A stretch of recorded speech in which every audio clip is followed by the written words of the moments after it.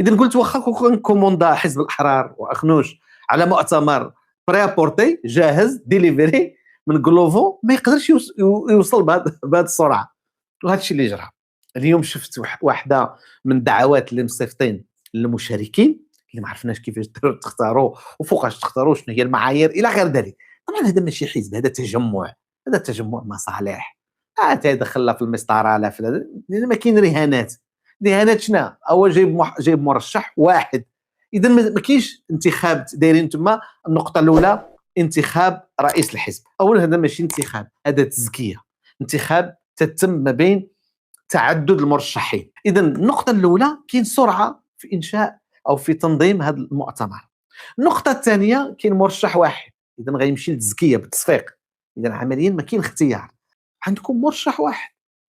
عندكم جبتوا واحد المرشح من الفريق البرلماني عنده تجربه واحده في البرلمان، مازال ما كملهاش الولايه الاولى ديالو في البرلمان، ما كملهاش، طلع رئيس فريق.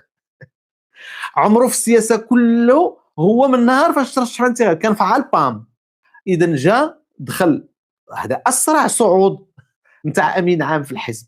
هذا رئيس حزب اللي مفروض افتراضا راه الا جا في المرتبه الاولى غيكون هو رئيس الحكومه.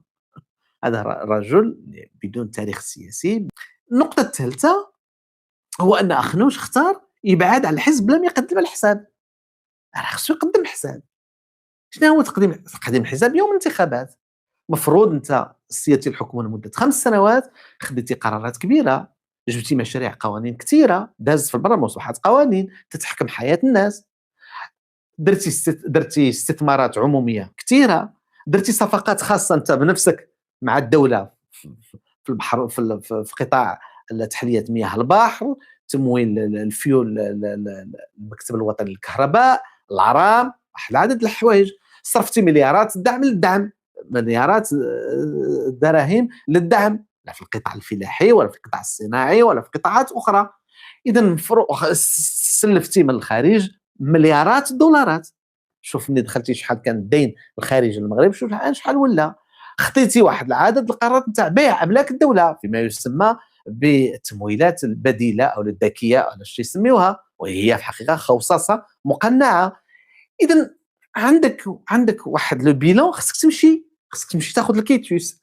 بحال انت جيرون، نهضروا معاك بلغه الشركه اللي تتفهم، انك درتي واحد لا جيرونس واحد الشركه، دخلتيها في التزامات، في رقم معاملات، في دي كريدي، في مشاريع، ومن بعد ملي جا الجمع العام ما جيتيش، قدمتي استقالتك قبل الجمع. لا، خصك تجي الجمع العام وتعرض الحصيله ديالك. الجمع العام هنا هو الانتخابات، والكيتوس هو نتائج الاقتراع.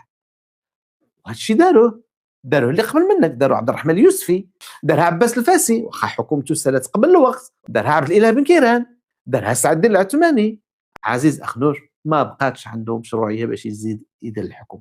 شعبيته نزلات، جيل زاد خرج ضده، كان غيشعل النار في البلاد وفي الاستقرار.